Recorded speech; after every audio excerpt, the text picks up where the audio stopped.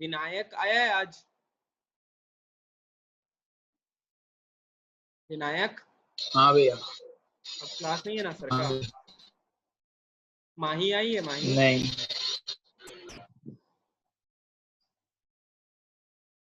Okay चल देख यहाँ पे। तो हम तुमको यहाँ पे यही बता रहे कि figure 7.10 shows an arrangement for studying the resonance in air column. तो यहाँ पे ध्यान देना, यहाँ रेजोनेंस जो होने वाला वो कहाँ पे होने वाला है? इस एयर कॉलम में होने वाला है। इस एयर कॉलम में आपका रेजोनेंस होने वाला है। ठीक है भैया। It consist of a long cylindrical tube and cylindrical vessel B. The tube A is fixed, A जो है आपका फिक्स्ड है और बी को हम लोग मूव कर सकते हैं। and it can be climbed at a desired position. Both the tube and vessels are connected. नीचे देख सकते हो the tube A serves as a closed end air pipe, जो हम लोग पढ़े थे closed end air pipe में ऐसे करके पढ़े थे। ठीक है, इसमें जो आगे पढ़े थे वही बता रहा है कि A जो है वो closed end air pipe की तरह एक्ट करता है। The reflecting surface, thus an air column is formed in the tube A between the water surface and its mouth. तो तुम देख सकता है ये इसका माउथ है और इसके बीच में एयर का कॉलम बनता है। लिखता है the natural frequency of vibration of air column depends on its length. तो यही सबसे इंपॉर्टेंट लाइन है जो आज पहला आया है, क्या कि नेचुरल फ्रीक्वेंसी जो है वो उसके क्या चीज पे डिपेंड करता है? लेंथ में।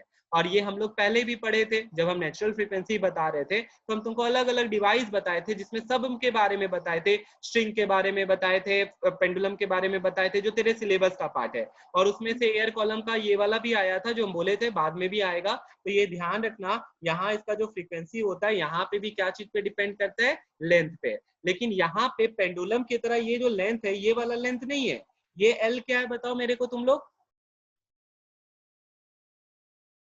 एयर कॉलम वेरी का। Good, this is the length of air column. भैया यहाँ पे देखो ये जो आपको दिख रहा है ये है एल, लिख ले जरा सा तुम लोग भी ताकि ध्यान रहे। यहाँ पे जो लेंथ है ये लेंथ ऑफ एयर कॉलम है। बहुत बच्चा कंफ्यूज कर जाता है कि यहाँ पे ये एयर कॉलम नहीं वाटर कॉलम ले लेता है, तो गलत मत कर देना। वहां देखो ग्रेजुएशन भी दिया हुआ है, तो यहाँ ये ग्रेजुएशन से हमको लेंथ ऑफ क्या मिल जाएगा? एयर कॉलम मिल जाएगा। लिख लेता हूँ, यहाँ ध्यान भी रहेगा। By moving the reservoir up or down, the length of air column in tube A can be changed। तो हम तुमको बताएं यहाँ पे कि A को हम लोग, ये दिस इज फिक्स और ये क्या होता है आपका? मूवेबल। तो इसको हम लोग ऊपर नीचे कर सकते हैं, तो ये चीज को ध्यान रखना। अब यहाँ पे देखो फिर क्या लिखता है, air column in tube A can be change due to, किसी का म्यूट ऑन है देख ले, एक बार म्यूट कर ले सर। यहाँ पे they can be change due to with the natural frequency of air column of tube A changes, जिसके कारण से यहाँ पे इसका नेचुरल फ्रीक्वेंसी क्या हो जाता है? चेंज हो जाता है। अब यहाँ पे हम तुमको ऑब्जर्वेशन बताएंगे कि कैसे क्या। तो ये एक अरेंजमेंट है, तो तुमको बताए कैसे length of air column change कर रहे हैं। कैसे कर रहे भैया? ये बीकर को ऊपर नीचे करके, तो इस तरीके से हम इसके लेंथ ऑफ एयर कॉलम को चेंज कर रहे हैं। और length of air column change होने के कारण से इसका क्या चीज में चेंज आ रहा है? इसके नेचुरल फ्रीक्वेंसी में चेंज आ रहा है। While performing the experiment, the tube is first filled with water up to the top, then vibrating column fork is placed just above the mouth of tube and level of water in it is gradually lowered। तुम देख ले यहाँ पे arrangement किया हुआ भी है, इसके ऊपर ट्यूनिंग फॉर्क रखा हुआ है और धीरे धीरे पानी इसमें क्या हो जाता है? इधर से इधर चला जाता है। अब यहाँ पे देखो होगा क्या। Observation, a loud sound is heard at a certain level of water. एक समय आएगा, पानी देख ध्यान से, पानी धीरे धीरे नीचे जा रहा है, इससे इधर की तरफ जा रहा है। ठीक है, हम लोग जानते हैं पानी हमेशा high level to low level flow करता है, तो वो यहाँ पे भी होगा। तो जब पानी एक से बी जा रहा था, तो एक समय वहां पे ऐसा आएगा जब वहां पे साउंड जो है तुमको बहुत कस के सुनाई देने लगेगा। A loud sound is heard at a certain level of water. On further lowering the level of water in tube A, the loud sound ceases। ठीक है, और उसके नीचे जाने से क्या हो जाएगा? लाउड साउंड सीज कर जाएगा, वो आवाज निकलना बंद हो जाएगा। ठीक है, बट फिर से क्या? But when the length of air column in the tube becomes 3 times the previous one. ठीक है, मतलब अगर एफ था तो अब कितना हो रहा है? 3f हो रहा है। उसमें भी यही चीज बताए थे, एल बताए थे, एल पॉइंट पे L/2 बताए थे, L/3 बताए थे, L/6 बताए थे। तो यहाँ पे भी यही बताना चाह रहा है कि ये लाउड साउंड जो तुमको सुनाई पड़ रहा है वो एक पीरियोडिक इंटरवल के बाद सुनाई दे रहा है। तो लिखता है यहाँ पे कि द लाउड साउंड सीजेस। ठीक है भैया, नीचे गए गए गए, एक बार आवाज सुनाई दिया फिर बंद हो गया। फिर क्या किए? पानी नीचे जा रहा है, but when the length of air column in tube becomes 3 times the previous one, the loud sound is heard again. तो पहले अगर x पे सुनाई पड़ा यहाँ पे मान लेते, फिर 3x पे सुनाई दे रहा है, फिर कितने पे सुनाई दे रहा है? 3x पे। अ loud sound is heard again. ये ऑब्जर्वेशन हुआ। अब इसका एक्सप्लेनेशन देखो, इसका एक्सप्लेनेशन में क्या लिखता है सब बच्चा ध्यान से सुनना। The tuning vibrating tuning fork held just above the mouth of test tube produces forced vibration in air column of tube A. भैया ये देखो ऐसे करके आपका ट्यूब पड़ा हुआ था, यहाँ पे ये अपना नेचुरल फ्रीक्वेंसी पे था और नेचुरल फ्रीक्वेंसी जो है वो एफ से दिखा रहा है। यहाँ पे नेचुरल फ्रीक्वेंसी क्या चीज पे डिपेंड कर रहा है, लेंथ ऑफ एयर कॉलम पे डिपेंड कर रहा है। नेचुरल फ्रीक्वेंसी इसका क्या चीज पे डिपेंड कर रहा है, लेंथ ऑफ एयर कॉलम। लेकिन अब हम इसको क्या किए, हम इस टेस्ट ट्यूब को क्या किए, मैकेनिकल एनर्जी मतलब हिलाए, तो टेस्ट ट्यूब का जो भी फ्रीक्वेंसी वेव्स बनेगा वो इसके लिए फोर्स्ड वाइब्रेशन हो जाएगा, इसके लिए क्या हो जाएगा, फोर्स्ड वाइब्रेशन हो जाएगा। ठीक है, तो यहाँ टेस्ट ट्यूब के लिए जो टेस्ट ट्यूब का एयर कॉलम है उसके लिए उसका वेव जो है वो क्या हो जाएगा, फोर्स्ड वाइब्रेशन की तरह एक्ट करेगा। तो वही चीज लिख रहा है, लिखता है, अंडरलाइन करना है इसको please, produce forced vibration in the air column, underline करो उसको। फिर यहाँ पे देख फिर क्या लिखता है, A, test tube A, when the frequency of air column is decreased। अब frequency of air column को कैसे डिक्रीज करोगे तुम ही लोग बताओ, क्या करेगा। अच्छा लिख, अभी हम तुमको यहाँ पे बताए थे कि यहाँ पे फिर ये लिख, F is inversely proportional to length of air column। तो भैया लेंथ ऑफ एयर कॉलम को बढ़ाएंगे तो फ्रीक्वेंसी क्या होगा, डिक्रीज होगा, डिक्रीज करेगा, क्योंकि भैया दोनों में इनवर्सली प्रोपोर्शनल है, एक बढ़ेगा तो दूसरा घटेगा। तो वही चीज रिलेशन पता आएगा तब ना तुम बता पाएगा, अंडरलाइन कर सब बच्चा। व्हेन द फ्रीक्वेंसी, और यहाँ पे बगल में लिख F is inversely proportional to L.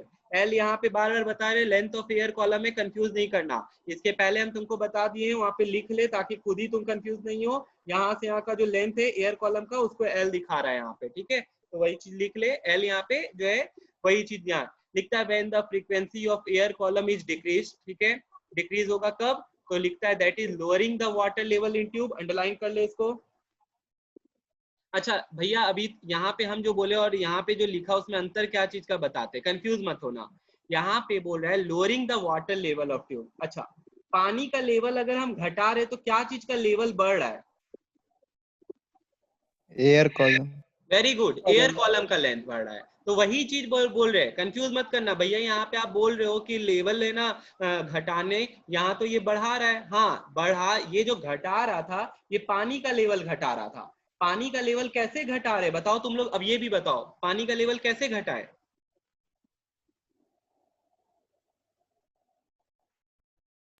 B वाले कंटेनर को ऊपर करके। वेरी गुड, बी वाले कंटेनर को ऊपर करके। ये बच्चा कौन था, ये बच्चा हम थे भैया।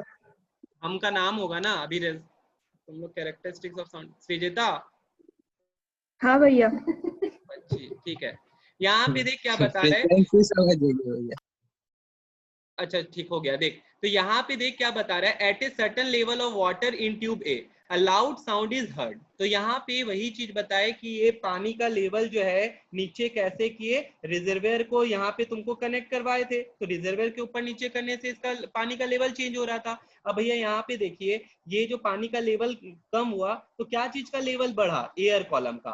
तो हम यही चीज बता रहे, एयर कॉलम का अगर लेंथ बढ़ेगा तो फ्रीक्वेंसी क्या हो जाएगा, घट जाएगा, फ्रीक्वेंसी क्या हो जाएगा, घट जाएगा। यहाँ बोल रहा when the frequency of air column is decrease, frequency of air column is decrease by increasing the length of air column. तो बताया यहाँ पे देख, लेंथ ऑफ एयर कॉलम को क्या कर रहा है, बढ़ा रहा है, तो इसीलिए हम तुमको बोले ताकि तुम्हारा रिलेशन लिख ले, कभी गड़बड़ नहीं होगा। और how can you increase the length of air column, तो लेंथ ऑफ एयर कॉलम को बढ़ाने के लिए पानी का लेवल को घटाना पड़ेगा, बस एकदम सिंपल चीज है। तो ये क्लियर रखो तुम लोग सभी, लाउड साउंड इज हर्ड, तो एक पॉइंट आएगा at certain level of water in tube A a loud sound is heard.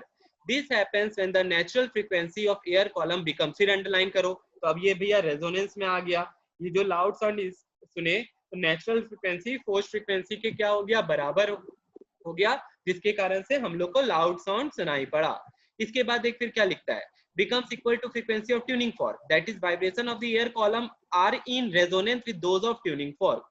On further lowering the water level in tube A, the frequency of air column does not remains equal to frequency of fork. फिर तुमको एक चीज बताए थे क्या, जब NF के बराबर होगा या NF से ज्यादा होगा या NF से कम होगा, दोनों केस में एम्पलीट्यूड क्या होता है बता,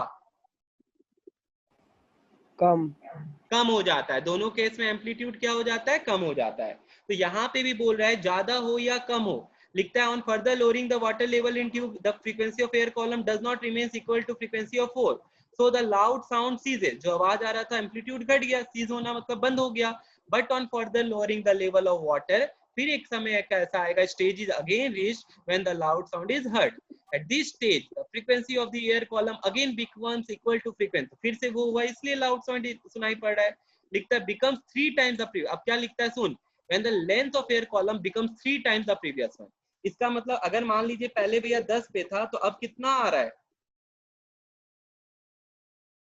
3 times 10। ठीक है, तो 30 हो जाएगा, 3 टाइम्स का मतलब यही हो गया, तो तब रेजोनेंस अकर करेगा। तो याद करो तुम लोग को बताए थे उस समय जब क्लोज्ड एंड पाइप होता है तो वहां पे जो रेशियो बताया था वो क्या बताया था, ऑड इंटीग्रल मल्टीपल बताया था, ठीक है, ये तुमको क्या बताया था, ऑड इंटीग्रल मल्टीपल। एक मिनट रुकना, पीछे ले ही जाते तुम लोग,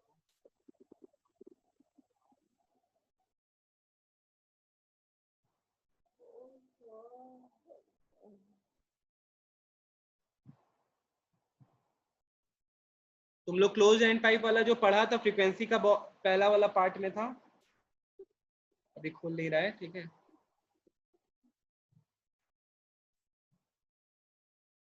बाद में दिखाएंगे, तुम लोग देखना वो फ्रीक्वेंसी वाले में था, ये देखिए रहा क्वेश्चन जो रेजोनेंस वाला बता रहे हैं ना, दोनों क्वेश्चन जो है ये देख, यहाँ पे ये वाला क्वेश्चन आ गया जो तुमको हम बोल रहे हैं, ये बोर्ड एग्जाम का ही क्वेश्चन है, देख ले ABCD करके पूरा दिया, what is your observation about the vibration of pendulum D, तो पेंडुलम डी का पूछ रहा, हम नहीं बताएंगे आंसर, तुम लोग खुद से करना है इसको। फिर अभी जो हम लोग बात कर रहे हैं वो यहाँ पे, तो तुम देखो ये अलग अलग यहाँ पे देख 12 सेंटीमीटर 14 सेंटीमीटर 16, ये क्या चीज का हाइट बता रहा है, यहाँ पे अगर हम तुमसे पूछे, चलो तुम लोग मेरे को बताओ सबसे ज्यादा फ्रीक्वेंसी किसका होगा, तुम ही लोग बताओ। ए।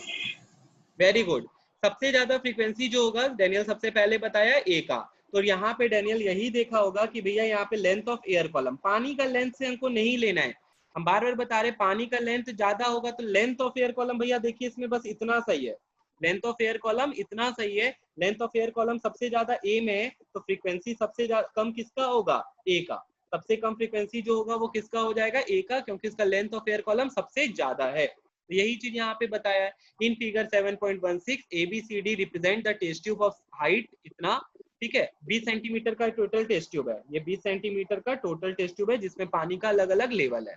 लिखता है if a vibrating tuning fork is placed over the mouth of test tube D, ठीक है, डी के ऊपर रखा गया, डी के कहाँ रखा गया है, ऊपर, अ loud sound is heard over the mouth of, a loud sound is heard, ठीक है, चलो कोई दिक्कत नहीं भैया। लिखता है describe the observation with the tubes A, B and C, हम लोग पहले उसको कंप्लीट करते हैं उसके बाद इस क्वेश्चन में आएंगे अभी।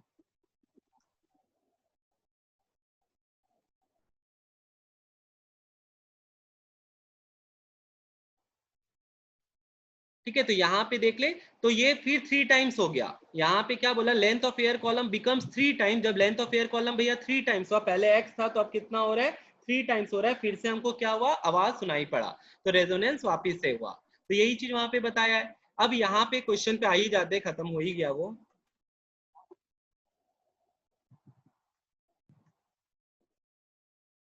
देख यहाँ पे क्वेश्चन सुनना और देख लिया फिगर, किसी को कोई दिक्कत है, टेस्ट ट्यूब है टोटल हाइट का 20 सेंटीमीटर और पानी का लेवल सब में हम बता दिए, एक पॉइंट पहले ही बता दिए, लेंथ ऑफ एयर कॉलम किसमें कितना है, चलो वो भी बात कर लेते हैं, हमको बताओ लेंथ ऑफ एयर कॉलम इन ये कितना है, जब हमको बोल रहा है पानी का हाइट देख ले सब में, 12 14 16 18, 8 ठीक है, 20 है तो ये 8 हो गया, दूसरे वाले में 6 ठीक है, ये जो ब्लू कलर से लिख रहे हैं वो क्या है, लेंथ ऑफ वाटर कॉलम है, लेंथ ऑफ एयर कॉलम है, और रेड वाले से जो लिखे हैं वो लेंथ ऑफ वाटर कॉलम है। ओके, तो ये चीज ध्यान रखना है हमको भैया, लेंथ ऑफ वाटर कॉलम से कोई लेना देना नहीं है, लेंथ ऑफ वाटर कॉलम से हमको कोई लेना देना नहीं है, हमको किससे मतलब है, हमको मतलब है आपका 86412, 8642। अब यहाँ पे एक डाटा में तुमको क्या पता चलेगा, ध्यान से देखना, तो 8 आ गया, 6 आ गया, 4 आ गया और क्या आ गया, 2 आ गया, ठीक है, ये ध्यान रखना, ये चीज का बहुत इंपॉर्टेंट है, इंपॉर्टेंस है, ध्यान रखना, बार बार बोल रहे 8642, देख क्या लिखता है, describe the observation with the tube A, B, C when the vibrating tuning fork is placed over the mouth of this tube, ठीक है, तो लिखता है no loud sound is heard with the tube A and C, A और C में कोई भी आवाज सुनाई नहीं पड़ा,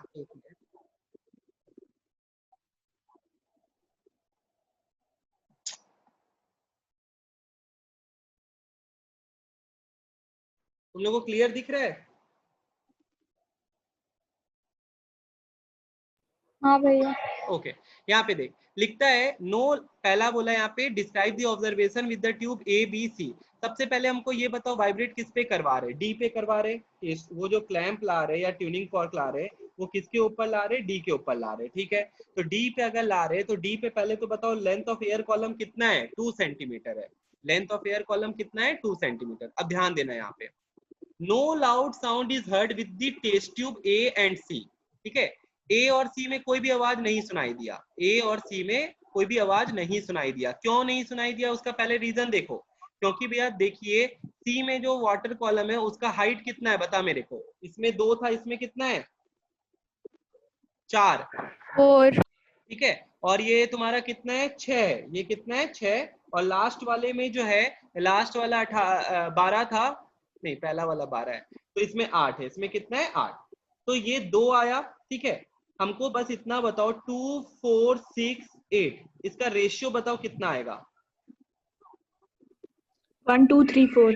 वेरी गुड भैया, रेशियो जो आएगा इतना सिंपल सा चीज था, 1:2:3:4 क्या आ रहा है, 4 आ रहा है। 1:2:3:4 आ रहा है, किसी को कोई दिक्कत नहीं है यहाँ पे। अब चलो देखना, मतलब उल्टा चलना पड़ेगा। यहाँ पे भैया ये 2 आया था, ये 4 आया, ये 6 आया, ये 8 आया।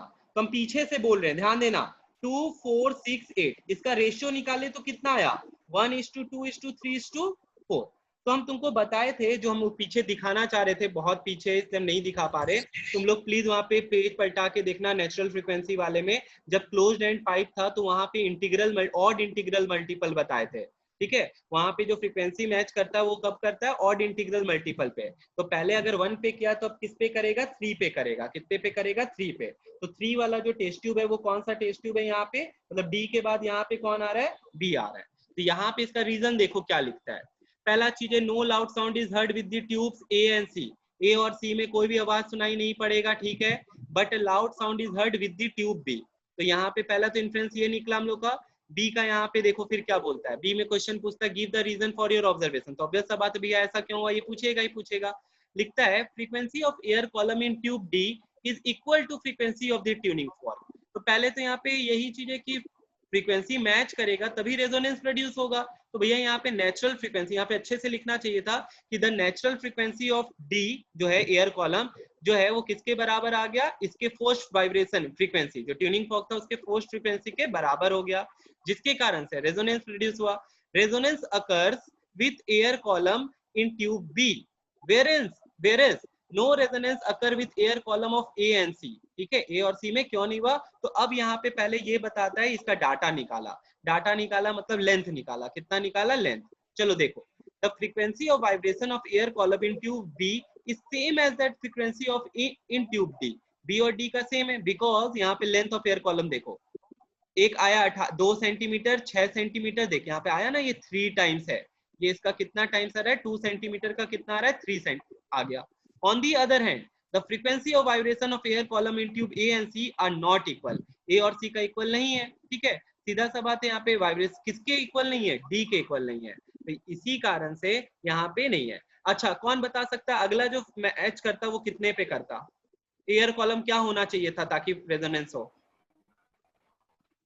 7 2 कितना होगा, पहले सुन ले फिर से। यहाँ पे था 2, यहाँ पे था तेरा 16 4, फिर यहाँ 6 हुआ, ये 8 हुआ, अब कितना होगा। तो भैया यहाँ पे देखिए ना 8 में हुआ ना 4 में हुआ, 10। किस में होगा, वेरी गुड, ठीक है। किस पे हो जाएगा, 10 पे हो जाएगा। तो यहाँ पे यही बात बता रहा है, अब किस पे हो जाएगा, 10 पे। तो जब 10 सेंटीमीटर, ये क्वेश्चन हम बताए तुमको, इसमें है नहीं ऐसा। तो अगर हमको वापिस से रेजोनेंस सुनना है तो हमको लेंथ ऑफ एयर कॉलम को कितना रखना पड़ेगा, 10 सेंटीमीटर रखना पड़ेगा, ठीक है। तो यहाँ पे यही चीज है। State the principle illustrated by the experiment. तो क्या प्रिंसिपल है, रेजोनेंस हो रहा है, तो यहाँ पे जो साउंड हो रहा है तो वही लिखेगा when the frequency of vibration of air column is equal to frequency of the vibrating tuning fork.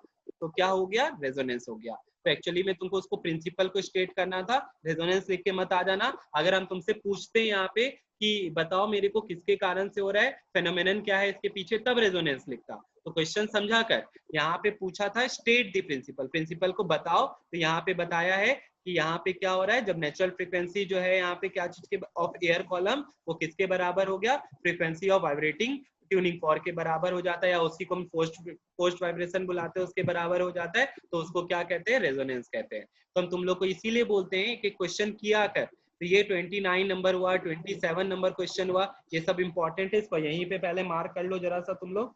27, 29 exam जब भी होगा इसको प्रैक्टिस जरूर करना। 27 बहुत इंपॉर्टेंट है, ये बोर्ड एग्जाम का ही क्वेश्चन है। अब आ जाओ वापिस से, थोड़ा सा यहाँ बचा है वो भी कंप्लीट कर लेते हैं। अब आता है यहाँ पे फोर्स्ड वाइब्रेशन और रेजोनेंट वाइब्रेशन में क्या डिफरेंस होता है। तो चलो देखो यहाँ पे सबसे पहली बात तो फिर बोल रहे हैं यही चीज, resonance is a special case of forced vibration. Resonance जो है वो किसका केस है, फोर्स्ड वाइब्रेशन का। रेजोनेंस तब होता है भैया जब आपका एन और एफ बराबर हो जाता है। तो इसका एक सबसे इंपॉर्टेंट पॉइंट यही है, लिखता है। और जब रेजोनेंस होता है तो एम्पलीट्यूड क्या हो जाता है, बताओ जल्दी।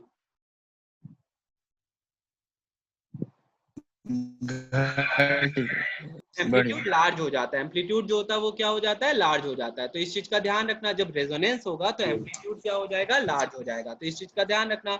और फोर्स्ड वाइब्रेशन होगा तो भैया फोर्स्ड वाइब्रेशन में क्या होता है, एन एफ के बराबर नहीं होता है। अगर एन एफ के बराबर नहीं होगा तो एम्पलीट्यूड जो है वो क्या हो जाएगा, डिक्रीज कर जाएगा। तो 2 पॉइंट तो हम तुम लोग का यहीं पे बना दिए। एन एफ के बराबर होता है रेजोनेंस में, और जब फोर्स्ड वाइब्रेशन होगा तो एन एफ के बराबर नहीं होगा। ये चीज ध्यान रखना।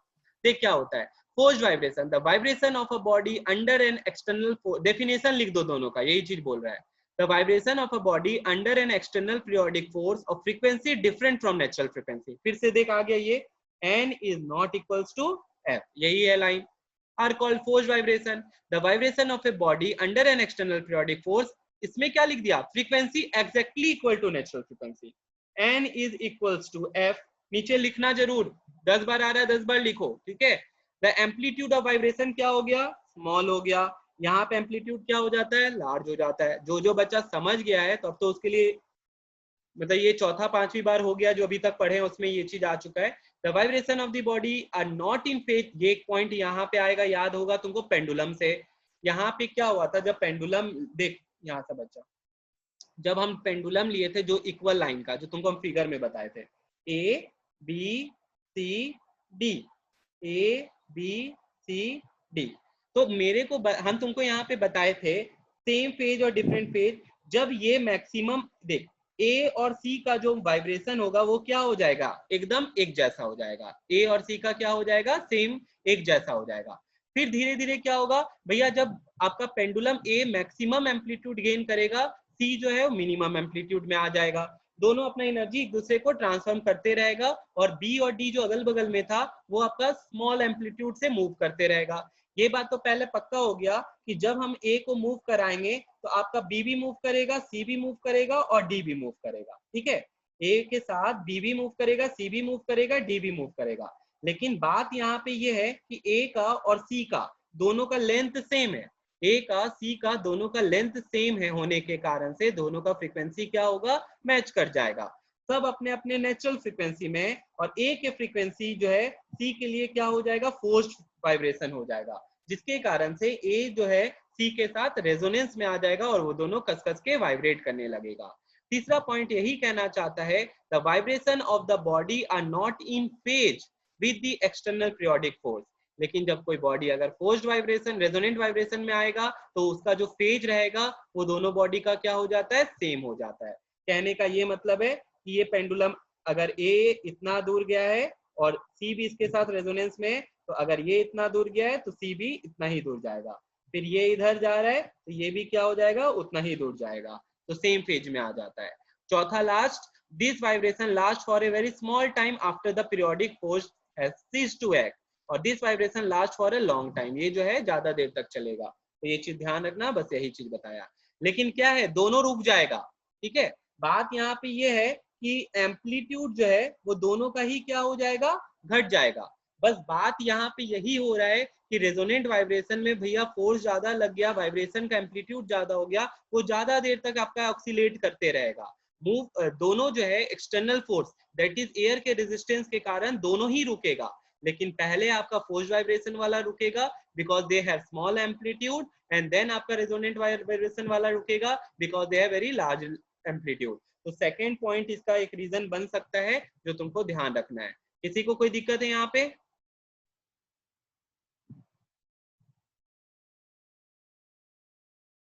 ओके शायद किसी को दिक्कत नहीं है। Some example of resonance. अब देख यहाँ पे क्या बता रहा है, रेजोनेंट वाइब्रेशन ऑफ पेंडुलम। तो हम लोग कितना बार पढ़ चुके हैं इस चीज को, पेंडुलम का एग्जांपल भी लिया, अभी भी लिए ये वाला। तो लिखता है यहाँ पे as discussed earlier in experiment 2, जिसके पहले था, if two pendulums of same length are suspended from, underline करो, two pendulums of same length, ठीक है, two pendulum of same length are suspended from a rubber string and one pendulum is made to vibrate, the other pendulum also starts vibrating with larger amplitude। अभी हम तुमको दिखाए भी ये चीज, and in same phase because of resonance, underline कर ले इसको, ठीक है। तो यहाँ पे यही चीज बताया, रेजोनेंस के कारण large amplitude and in same phase. Same phase का मतलब सब समझ गया ना, कि यहाँ पे अगर ये जा रहा है ए तो सी भी उधर ही जा रहा है, अगर ए इधर आ रहा है तो सी भी क्या हो रहा है, इधर आ रहा है। तो ये हुआ same phase. Resonance in machine part. अब तुमको हम बताते हैं, ये चीज तुम लोग ऑब्जर्व किए होगे, ठीक है, अगर किसी के अगल बगल में मशीन, मोटर, जनरेटर या कुछ भी चलता हो, या स्कूल में तुम लोग को हम बताए थे जो स्पीकर चलता और बहुत पतला सा आवाज आने लग जाता, कभी जो कान में गड़ता है, तो वो सारा मशीन रेजोनेंस में आवाज आता है। लिखता क्या है यहाँ पे, ध्यान से सुनना, ये गिव रीजन का एक बहुत इंपॉर्टेंट क्वेश्चन है जो पूछा जाता है, सब बच्चा सुनना। लिखता है, तुमको देखो दो चीज ध्यान रखना है, कौन नेचुरल फ्रीक्वेंसी में, कौन फोर्स्ड फ्रीक्वेंसी में, दूसरा चीज है कि रेजोनेंस में आएगा ही आएगा, ठीक है, ये बताना ही है, कोई भी गिव रीजन का क्वेश्चन अगर रहता है इससे तो देख यहाँ पे, when A vehicle is driven, कोई भी गाड़ी चलाया जा रहा है, द पिस्टन, उसमें बहुत सारा पिस्टन लगा रहता है जो तुम लोग क्लास 9th में पढ़े थे पास्कल्स लॉ में। तो ब्रेक का पिस्टन होता है, बहुत सारा पिस्टन होता है अलग अलग मशीन्स में। When a vehicle is driven, the piston of the engine makes to and fro motion of frequency depending upon the speed of vehicle. Underline करो यहाँ पे अब देखो यहाँ एक नया फैक्टर आया कि जो मशीन चल रहा है या गाड़ी चल रहा है, व्हीकल चल रहा है, तो उसका फ्रीक्वेंसी किस पे डिपेंड करता है, स्पीड ऑफ द व्हीकल में। तुम लोग देखा होगा ट्रेन से अगर कोई गया है या बस से गया होगा, कैसे वो बस कैसे वाइब्रेट करता है। तो यहाँ पे वही चीज बता रहा है कि वो डिपेंड, उसका फ्रीक्वेंसी क्या चीज पे डिपेंड करता है, हम अंडरलाइन कर रहे हैं, तुम लोग भी करो, स्पीड ऑफ व्हीकल पे डिपेंड करता है। क्या चीज पे डिपेंड करता है, speed of vehicle. The vibration caused by movement of pistons are communicated to all parts of the vehicle। अब तुमको एक बार याद दिला ही देते हैं, तुम लोग देखा होगा, बुरी नजर वाले तेरा मुंह काला, ट्रक सबके पीछे, ठीक है, नीचे में एक तो ऐसे करके मॉन्स्टर बना हुआ भी रहता है, वो जो है वो क्या है, वही पिस्टन है, ठीक है। वो एक्चुअली पिस्टन नहीं बुला सकते, वो एक टैंक की तरह होता है, उसी से सारा आपका क्या होता है, चक्का कनेक्टेड होता है। गाड़ी का जो चक्का कनेक्टेड होता है सारा, कितना 24 चक्का वाला ट्रक सब भी होता है, उससे भी ज्यादा वाला ट्रक सब भी होता है, तो ये सारा इसी से कनेक्टेड होता है, इसको हाइड्रोलिक ब्रेक बुलाते हैं। तो यहाँ पे वही बता रहा है कि ये पिस्टन्स आपस में कनेक्टेड है। अगर पिस्टन आपस में कनेक्टेड है, पिस्टन के अंदर में फ्लूइड्स होता है, वो आपस में कनेक्टेड है, एक जगह अगर वाइब्रेशन प्रोड्यूस होगा तो वो ट्रांसमिट कर जाएगा पूरे मशीन में, पूरे व्हीकल में। मशीन बोलो तो मशीन ले लो, व्हीकल बोलो तो व्हीकल ले लो, तो वो ट्रांसमिट कर जाएगा, जो कम्युनिकेटेड बोल रहा है यहाँ पे। The vibration caused by the movement of pistons are communicated to all parts of the vehicle, क्योंकि वो भैया कनेक्टेड है आपस में। इट इज जस्ट पॉसिबल, अब सुनना ध्यान से, ऐसा हो सकता है, it is just possible that at a certain speed of vehicle some part or frame of the vehicle may have a natural frequency। अब यहाँ बहुत इंपॉर्टेंट लाइन आ रहा है, इसको अंडरलाइन करो, जो इसका आंसर है। तो पहला चीज तो यहाँ पे ये बात बताया कि कैसे फोर्स्ड वाइब्रेशन प्रोड्यूस्ड हुआ है। पहला यहाँ पे ये बताया कि यहाँ पे फ्रीक्वेंसी किस पे डिपेंड करता है, स्पीड ऑफ व्हीकल में। अब व्हीकल का जो पिस्टन है एक दूसरे से कनेक्टेड होता है, जिसके कारण से भैया क्या हो रहा है ना, यहाँ पे जो वो फ्रीक्वेंसी अचीव किया वो ट्रांसमिट हो गया। अब वो फ्रीक्वेंसी मान लेते हैं किसी, वो फोर्स्ड फ्रीक्वेंसी किसी के नेचुरल फ्रीक्वेंसी से, गेट हो सकता है उसका कोई पार्ट्स हो सकता है, कुछ भी हो सकता है, उस फ्रीक्वेंसी से अगर मैच कर जाता है तो अब वो कस कस के क्या करने लगेगा, वाइब्रेट करने लगेगा। तो लिखता है यहाँ पे, it is just possible that a certain speed of the vehicle, some part of vehicle may have a natural frequency of vibration equal to the frequency of the to and fro movement of piston। At this particular speed of vehicle, that particular part of frame starts vibrating vigorously, वो कस कस के vibrate करने लग जाएगा, due to resonance and a rattling sound is heard। ठीक है, वो क्या बोलते हैं, गेट जैसे आवाज होता है ना, तुम देखा होगा मशीन सब में या ट्रेन सब में, तो वैसे आवाज करने लग जाएगा, rattling sound is heard। If this part is not tightly fixed, तो उसको टाइट करके रखो, नहीं होगा तो भैया वो लूज है तो और कस कस के क्या हो सकता है, खुल के गिर सकता है वो part. Such vibration may cause the part to drop out, निकल जाएगा वो। To stop this vibration, the speed of vehicle is changed, so the condition of resonance is disturbed। देखो तो यहाँ पे एक और क्वेश्चन अराइज किया कि how can you stop the rattling sound, तो कैसे हम उसको रोक सकते हैं भैया। तो उसको गाड़ी का स्पीड जिस पे चल रहा है उसको चाहे बढ़ा दो या घटा दो। बढ़ाने से क्यों ऐसा हुआ, क्योंकि भैया यहाँ पे जो फ्रीक्वेंसी जो डिपेंड कर रहा है वो गाड़ी के स्पीड पे डिपेंड कर रहा है। गाड़ी के क्या चीज पे डिपेंड कर रहा है, स्पीड पे। तो तुम देखना जनरली मशीन को हम लोग रिस्टार्ट करते हैं, या वही एक तरीका, और तो कोई तरीका नहीं होता है, ठीक है, नहीं तो करंट मार सकता है। तो जनरली हम लोग उसको रिस्टार्ट करते हैं ताकि वो अपना रेजोनेंस ब्रेक कर सके और फिर मशीन अपना स्मूथली चल पाता है। तो यहाँ पे यही बात बताया है। तो दो क्वेश्चन है, एक तो यही, ये क्वेश्चन आता है एग्जाम्स में, ठीक है, 1 मार्क्स 2 मार्क्स करके तुम लोग को पूछेगा, सेक्शन ए का ही क्वेश्चन है और ये इंपॉर्टेंट है, ठीक है। तो ये ध्यान रखना। एक हम ये वाला बार बार बोलते हैं तुम लोग को, मशीन वाला के लिए गिव रीजनिंग का ये बहुत इंपॉर्टेंट क्वेश्चन है, और एक आएगा वही सोल्जर्स को बोला जाता है फुट ब्रेक करने। ये दो क्वेश्चन इंपॉर्टेंट है। अब चल दे, फिर लिखता है क्या, note the resonance can occur in all kind of machine while operating, ठीक है। तो बात हम तुमको बताए, चाहे वो गाड़ी हो या मशीन हो, उससे हमको मतलब नहीं, बस ये चीज है कि ये कब होता है, ये डिपेंड क्या चीज पे करता है और इसको कैसे रोका जा सकता है। भैया ये क्या होता है, ये आपका स्पीड पे डिपेंड करता है। स्पीड को अगर इसको रोकना है तो क्या होता है, जब ये मूव करता है तो हो सकता है एक ऐसा कोई भी कंडीशन है जहां पे कोई भी पार्ट ऑफ मशीन और गाड़ी का जो वाइब्रेशन है मैच कर जाएगा, जिसके कारण से कस कस के क्या करने लगेगा, आवाज करने लगेगा। इसको अगर हमको ब्रेक करना है तो क्या करना पड़ेगा, हमको गाड़ी का स्पीड को चेंज करना पड़ेगा। बस ये खत्म हो गया। तीसरा आता है resonance in stage string and sound box of musical instrument and sonometer. तो चलो देखो यहाँ पे क्या बताना चाहता है। A vibrating string by itself produce a very weak, ठीक है, वाइब्रेटिंग स्ट्रिंग मतलब तुम रबड़ ले लो, ये सब किया होगा, उसको ऐसे करके डिस्टर्ब करो तो ये भी एक साउंड प्रोड्यूस करेगा, लेकिन इसका साउंड बहुत कम होगा। कोई कुछ बोलना चाह रहा है, इसका जो आवाज होगा वो बहुत कम होगा, which cannot be heard at a distance, ठीक है। Therefore all musical string instruments such as guitar and sonometer are provided with a sound box, उसमें क्या लगा रहता है, sound box. The box is so constructed that the column of air inside it has a natural frequency which is same as that with the string staged on it. Underline करो इसको। तो वही बताया जैसे गिटार का हम तुमको बताए थे एक बार, ऐसे करके जो गिटार होता है, ठीक है, तो तुम लोग उसमें देखा होगा, उसमें बॉक्स रहता है। तो सब बच्चे यहाँ पे ध्यान से सुनना। तो हम लोग बात कर रहे थे क्या चीज का, सोनोमीटर के बारे में, और म्यूजिकल इंस्ट्रूमेंट में जो साउंड बॉक्स होता है। तो तुमको गिटार में तुम लोग देखा होगा, गिटार का जो होता है बेस जो होता है थोड़ा सा मोटा होता है, तो उसमें जो बॉक्स है वो एक्चुअली साउंड बॉक्स का एयर कॉलम है। तो भैया जब स्ट्रिंग वाइब्रेट करता है उसके साथ एयर कॉलम जो उसके अंदर का होता है वो वाइब्रेट करता है, जिसके कारण से लाउड साउंड सुनाई देता है। तो यहाँ पे भी वही चीज बता रहा है, therefore all musical string instruments such as guitar हो या एंड सोनोमीटर हो are provided with sound box, ठीक है। साउंड बॉक्स कुछ नहीं है, एक हॉलो चैम्बर है जिसमें एयर रहता है। भैया जब आप स्ट्रिंग को वाइब्रेट कराते हैं ना, तो उस स्ट्रिंग के वाइब्रेशन के साथ वो वाइब्रेशन, वो एयर के नेचुरल फ्रीक्वेंसी और स्ट्रिंग का जो है वो फोर्स फ्रीक्वेंसी दोनों मैच कर जाता है, जिसके कारण से लाउड साउंड सुनाई देता है। ये हम लोग पहले भी पढ़े थे, जब हम तुमको पढ़ा रहे थे तब ये बात हम तुमको बताए थे कि स्ट्रिंग के वाइब्रेट करने से, और भैया स्ट्रिंग का फ्रीक्वेंसी कौन, फिर से पूछ रहे तुम लोग से, स्ट्रिंग का फ्रीक्वेंसी किस किस फैक्टर पे डिपेंड करता है, तुम ही लोग बताओ। इस बार बताएगा मेरे को निकिता बताएगी। बता निकिता, उसका स्ट्रिंग का क्या क्या चीज पे डिपेंड करता है फ्रीक्वेंसी।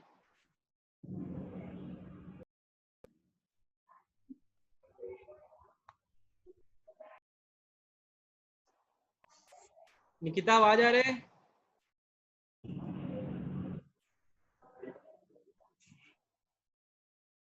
हर्ष तुम बता।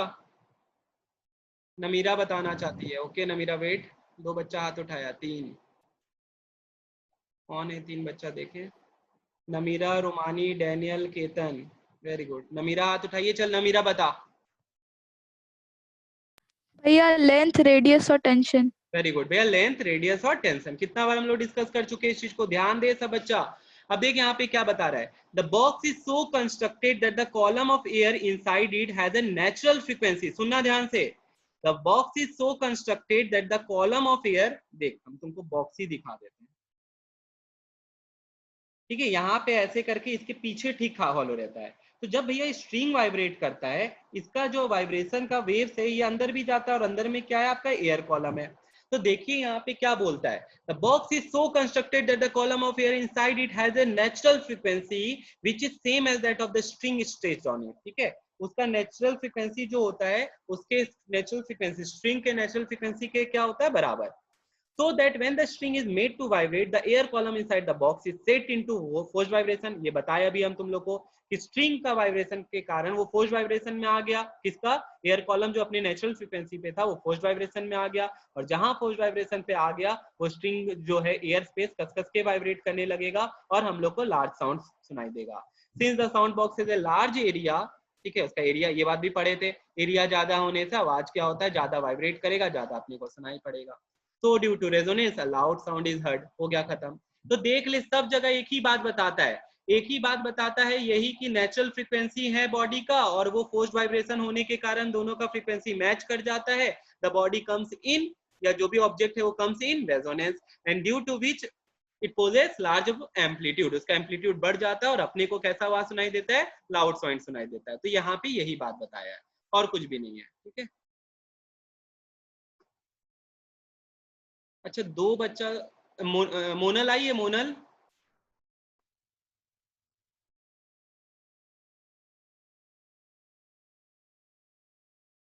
ठीक है, देखते हो लोग,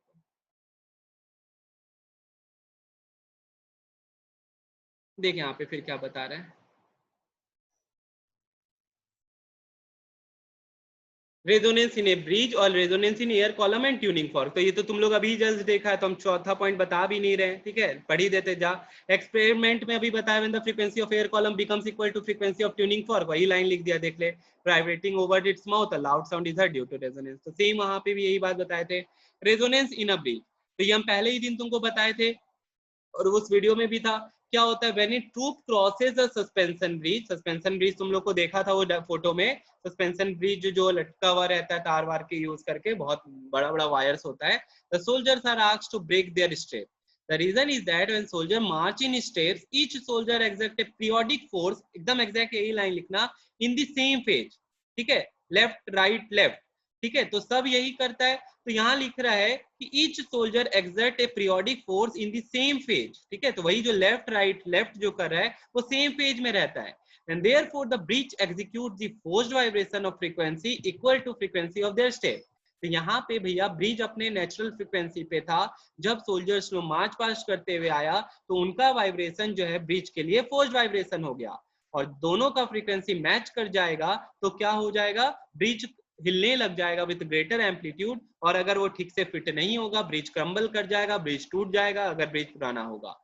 तो now if the frequency of the steps becomes equal to natural frequency of the bridge, ठीक है, देख लिखा ना यहाँ पे, if the frequency of bridge becomes equal to the frequency if the frequency of the steps becomes equal to the natural frequency of the bridge will vibrate with a large amplitude due to resonance। किसके कारण से, due to resonance के कारण से, ठीक है, and suspension bridge में collapse, वो टूट सकता है। तो यही चीज बताया और कुछ नहीं।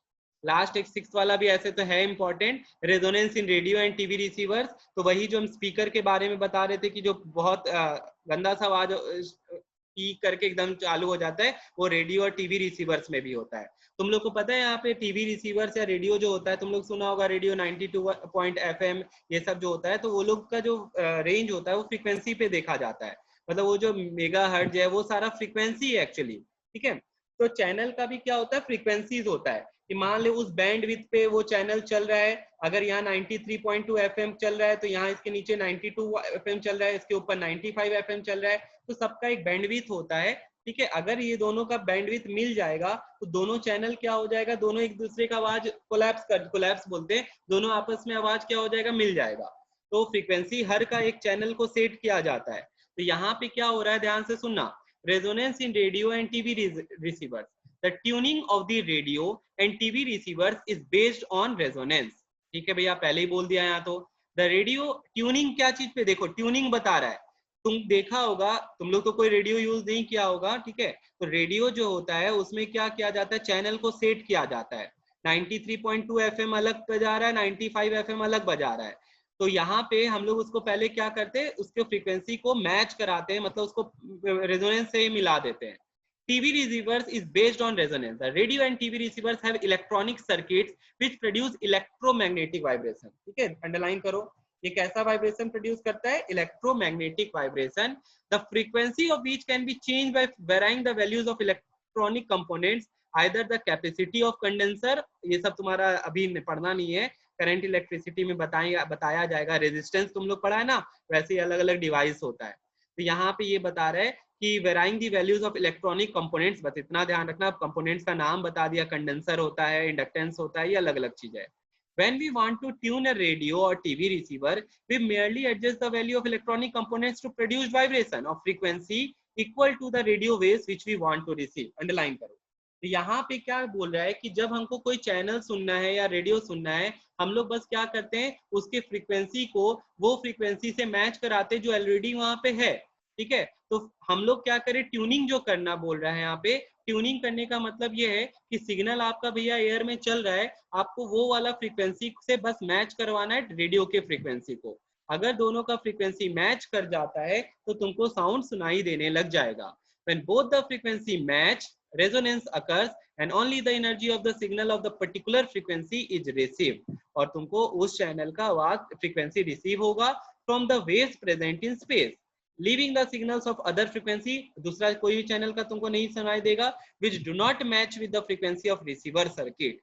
The signal received is then amplified. तो रेडियो एक डिवाइस है जो वो क्या कर रहा है, वो सिग्नल को रिसीव भी कर रहा है और फिर वो एम्पलीफाई कर रहा है। एम्पलीफाई का मतलब उसको तुम्हारा साउंड वेव्स में चेंज भी कर रहा है, और उसके बाद हम लोग उसको क्या कर पा रहे हैं, सुन पा रहे हैं। तो इसके पीछे का जो फिजिक्स है, जो कि रेजोनेंस है, हम वापस से बताते हैं कि रेडियो चैनल का अपना एक फ्रीक्वेंसी होता है, वो फ्रीक्वेंसी से वो ट्रेवल कर रहा है, हमको ट्यूनिंग करके इसका नेचुरल फ्रीक्वेंसी के उसके फ्रीक्वेंसी से मैच करवाना पड़ता है। जब force frequency natural frequency match कर गया तो फिर से रेजोनेंस हुआ, रेजोनेंस से क्या होता है, एनर्जी बढ़ जाता है और वो सिग्नल को हम अपने रेडियो पे सुन सकते हैं।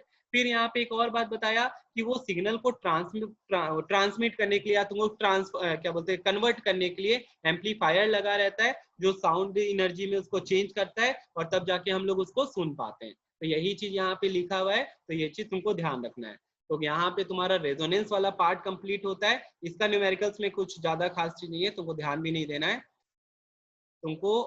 अच्छा फिर नहीं भेजा है। अब बचा कैरेक्टरिस्टिक्स ऑफ साउंड, एक मिनट। हाँ, इसका वैसा कुछ नहीं है, तो इसका तुमको टेंशन लेने का काम नहीं है।